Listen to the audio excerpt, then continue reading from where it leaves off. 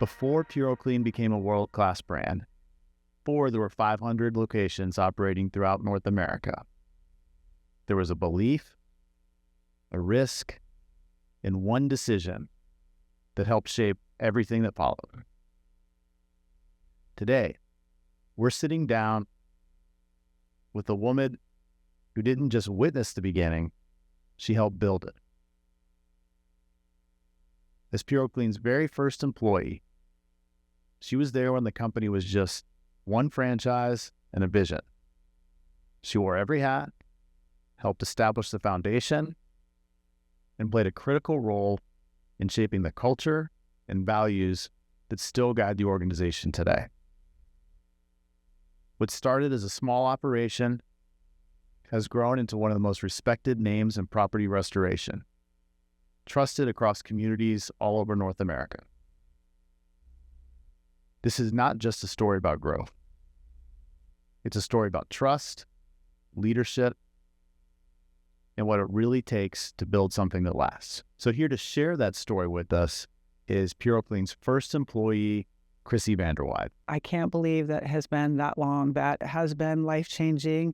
The people that I've met, the people that I continue to meet, the stories that they've shared, the trust that they've placed in me, I could not have imagined on day one that it would turn into everything that it has turned into, and it has been a beautiful journey.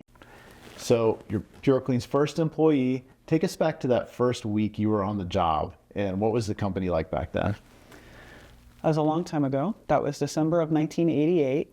I was 24, and I had been hired out of the restaurant space. So coming into an office environment was very different from what I knew.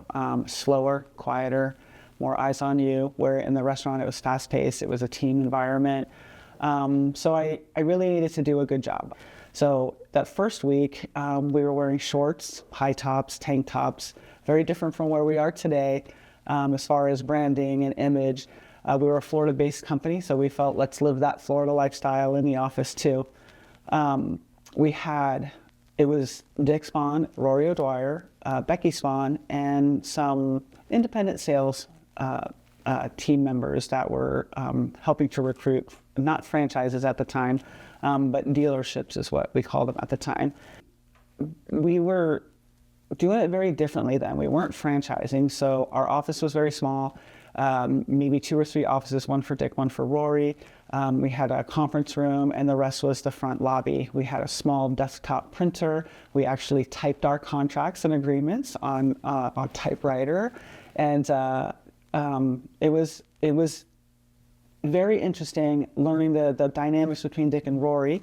But I had Becky, and Becky was a great mentor to me. She taught me a lot about working in a business environment. She taught me a lot, and I will always be appreciative of her for her time. So how did that vision become PuroClean in the early 2000s? We weren't doing franchising until 1990. That's when we started to go into franchising, and that was Rory led us into the franchising world.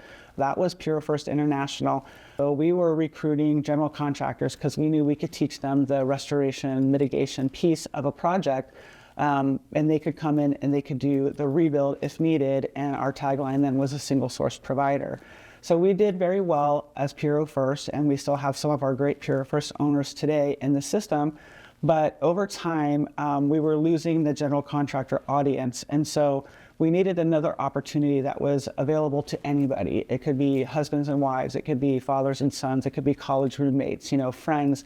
So that's how PuroClean came to be. We already knew franchising because we had the Puro First model, but then we kind of transitioned it into PuroClean, where you didn't have to have any experience in the industry. You didn't have to have a GC license. You just had to come in, meet the criteria, and have that entrepreneur spirit and want to build something in a community. PuroClean's name was already part of our story because we had our PuroClean products division, and all of our stuff was private labeled PuroClean. So the name was already familiar, so it made sense to just take that name and repurpose it for this franchise opportunity that we have today.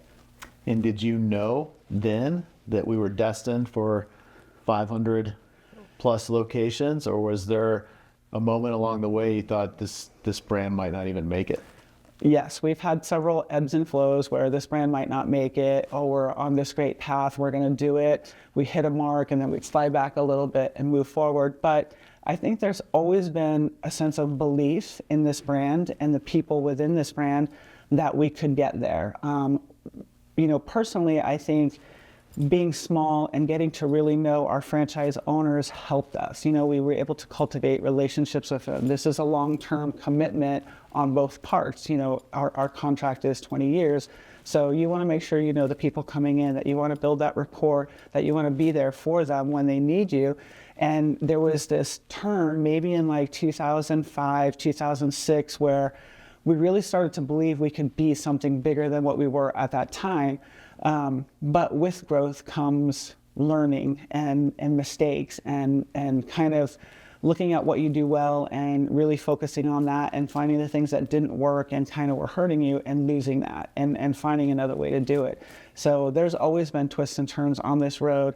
I know from the beginning we always had big visions for the brand. How long did it take us to start getting that national attention? It took us a very long time. And I would credit Jack Boyd with really taking that lead to create the business development team as we see it today. Jack Boyd, because of his reputation within the industry and his word as his bond, he was able to get opportunities for us that we didn't have in the past. He was able to start conversations for us where we could come in and really tell our story and really show people what we have to offer. And that's where it started. But we tried years before Jack was on our team. We had a couple of the carriers come in here and meet with us, and we just weren't ready. Our infrastructure wasn't ready. We didn't have a big enough footprint. Our technology wasn't there. So, that comes with growth, and in hearing what they needed, we were able to kind of implement some of those things, and we continue to do that today and elevate what we're doing to support that national carrier need that we have. But really, everything starts with that one first opportunity and doing a great job. And then it just kind of spiders out from there. When you look back over the past 25 years, what are some of the major milestones you see that have occurred for this brand? I think obviously going into franchising was the first big milestone. We've franchised 2 successful brands. Our private labeled products and equipment line, we introduced that in 1996 at our first convention. Our first convention was a big milestone. We had like 80 some odd people there, and we thought we were it. We've arrived. And that was in Orlando, Florida.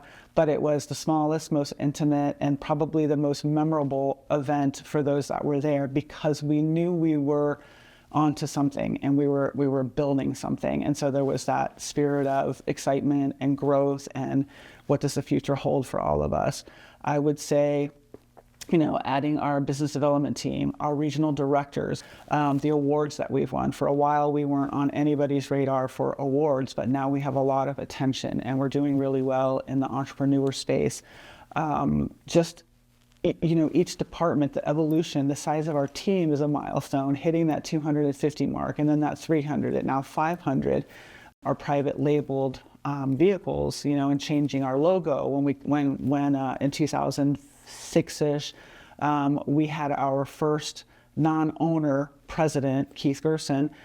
He came in and he did this great exercise. He was great at sales and he was great at building teams. And one of the things that he did is he came in and started recognizing that there was a big disparity in the look and feel of the collateral that was out there being, shared on behalf of the PureClean brand, and so there was nothing that said brand standards.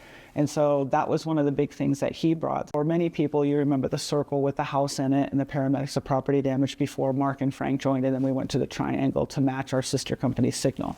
Our academy, building our training house, the classroom, all that went into that, expanding this building to be 2 suites versus 1, all of the different offices that we've had to add for our growth as a team.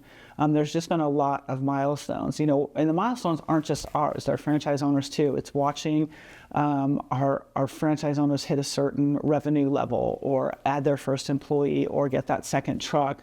Milestones are watching our franchise owners win awards and get recognized for what they do every day. Those are part of our milestones. We might not be the ones accomplishing it as a home office team or as a brand, but they're accomplishing them alongside of us. We're in it together.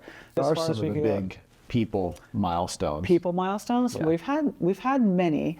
I would say obviously Dick and Rory from the beginning. Over time, different franchise owners that have come into our brand, their commitment and their passion for this brand and their spirit to want it to be better, to want it to grow.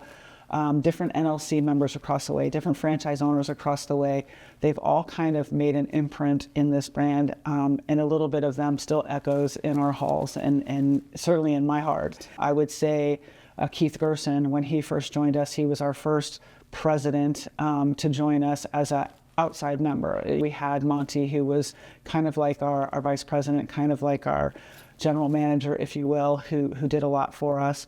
But I think Keith coming in really changed who we were as a brand and kind of helped us understand our own image. I would say Gord Gamble joining our team was amazing because, Pure Clean Canada, without Gord, no Pure Clean Canada. And they're an amazing group of franchise owners in Canada. And they've done a tremendous job. And Jason has just taken the helm from Gord and just continues to raise the bar in Canada.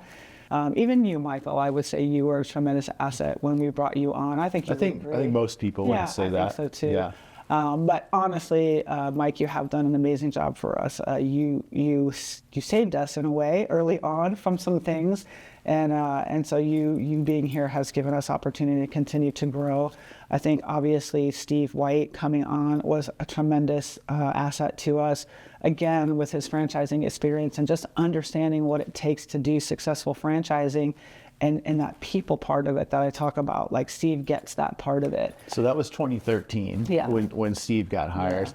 First thing that Steve did is like I said, he listened. He really understood that he was coming into the brand, probably not our best time as a brand, and there were some things that needed to be addressed. And so the first thing he did is listen to franchise owners, whether they called up and they were heartfelt or they were angry or they were supportive or they were just saying, hey, welcome to the team, happy to have you. He listened and he talked with them and he kind of understood some of the pain points from the franchise owner perspective. And then he took a look at the team and started to see, okay, so these are the things that they say they need out there in the franchise space. How do I utilize this team to get them what they need? And identifying the people and players on our team and were they on the right seat of the bus? Could they be moved somewhere where they could be more effective? Could they be moved somewhere where they could start building out some of the things that the franchise owners have said they needed? So I think he really did a great job in that first year of just looking, watching, identifying, seeing what assets he had. He didn't have a lot of financial freedom to do the things that he needed to invest where he needed. So he made do with what he had. And I think he was really successful at it. And then, when Mark and Frank joined us, that just changed the whole game. So you have, Steve bringing his skills to the table, but now you have the backing of two people who are industry giants who, are successful in other businesses. So they've come in and now they've given Steve, hey, we're going to make a commitment to you. We're going to allow you to reinvest in Puro, every single year. And so that just allowed Steve to, hire people like Bud Summers, hire people, like George Hernandez, and just get these top players in the industry to come in and join our team and help us grow us to where we are today. And Mark and Frank have been very gracious to all of us and allowing us as a team to kind of operate this the way that we think it needs to be operated. They're there to support us. They're there to give us the finances that we need. They're there to back us when we make those tough decisions that, sometimes the franchise owners don't like, but they have to be made in the best interest of the brand.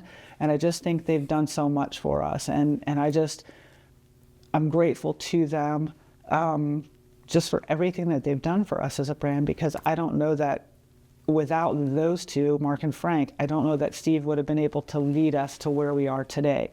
So I think we got the right people at the right time to do all of the right things that we needed to do, and it just continues to get better. If you could speak to your first employee self many years ago, what would you tell her? I would tell her to hang on tight. You're about to go on a journey that you never expected. You're going to meet some people who are going to change your life.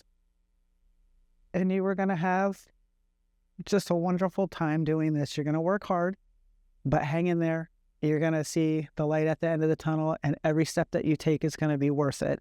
And it has been. And, you know, I was open-minded when I came in. I wanted to do a good job. I hope I've done a good job. I'm proud of a lot of things that I've done. I'm even more proud of the things that we've done as a brand.